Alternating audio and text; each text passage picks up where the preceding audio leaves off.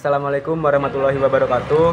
Perkenalkan, nama saya Ahmad Robi Faroid dari Prodi Informatika dengan NIM 242410103044. Pada kesempatan kali ini saya akan menjelaskan tentang sorting data pada matkul algoritma dan pemrograman dasar untuk memenuhi tugas algoritma dan pemrograman dasar 1. Baik, untuk yang pertama adalah tentang perbedaan function shorted dan function short. Oke. Untuk perbedaan function short dan function shorted, pada dasarnya kedua function tersebut merupakan function yang sama-sama berfungsi untuk mengurutkan elemen pada suatu program. Namun, terdapat perbedaan mendasar antara kedua function tersebut, yang mana pada function shorted diperlukan variabel baru untuk menjalankan program, sedangkan pada function short tidak memerlukan variabel baru. Contohnya, apabila di sini saya memiliki list sebagai berikut yang tersusun secara angka-angka acak yang tidak beraturan, dengan menggunakan function shorted, kita akan mengurutkan data yang acak tersebut menjadi urut dari yang terkecil ke yang terbesar. Yang pertama, yang kita perlukan adalah membuat variabel baru.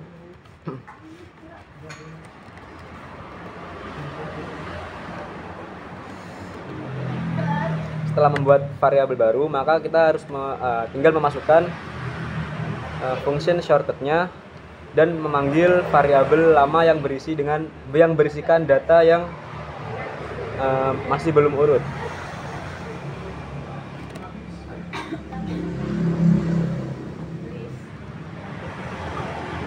Langkah selanjutnya adalah kita melakukan print untuk menampilkan output dari program yang telah kita buat.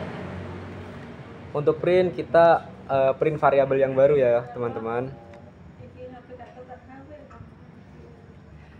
Keytaran.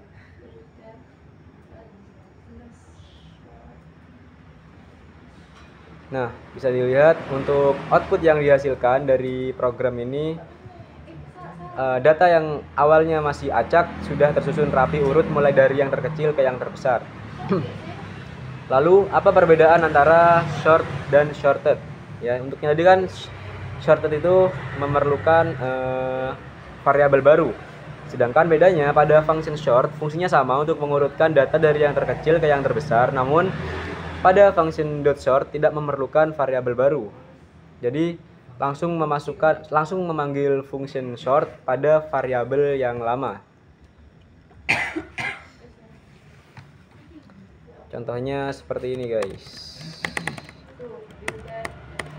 Kita hanya punya satu variabel di sini, yaitu variabel list angka. Kita hanya perlu memanggil variabel list angka tersebut, lalu memasukkan function shortnya guys. Lalu kita bisa langsung melakukan print.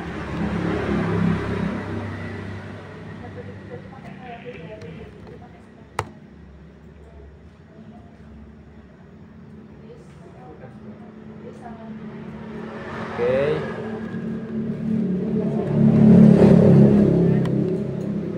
Kita langsung print saja. Coba kita run. Nah, hasilnya sama ya. Untuk kedua function tersebut dapat mengurutkan data yang awalnya itu acak menjadi urut dari yang terbesar ke yang terkecil. Baik, kita masuk ke pembahasan kita yang berikutnya, yaitu tentang bagaimana cara mengurutkan data tapi secara terbalik.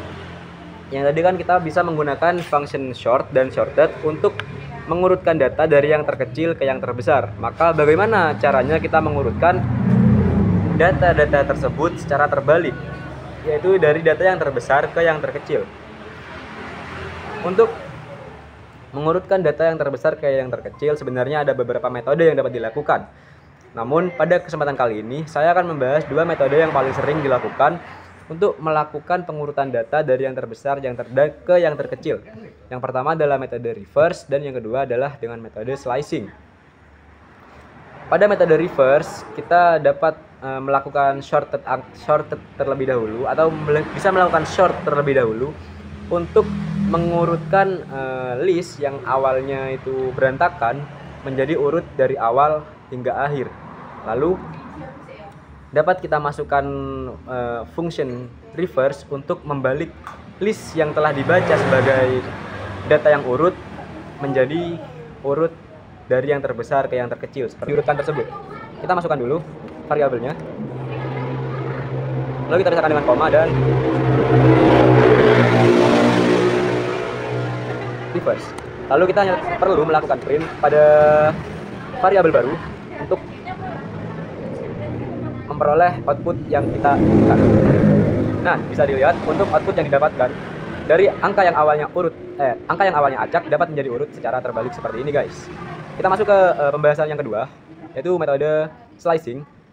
Kita akan langsung praktekkan saja. Oke. Lalu kita dapat melakukan print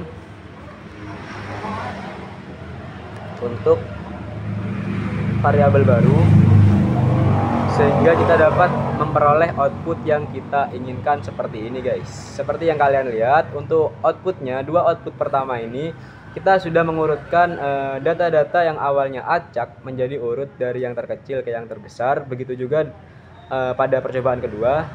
Dan pada percobaan ketiga kita berhasil membalikkan urutan data-data acak tersebut dari yang terbesar ke yang terkecil. Yang pertama dengan menggunakan metode reverse dan menggunakan metode shorted. Menggunakan metode slicing. Oke. Itu saja yang dapat saya sampaikan pada kesempatan kali ini. Ya, kurang lebihnya saya mohon maaf. Wassalamualaikum warahmatullahi wabarakatuh.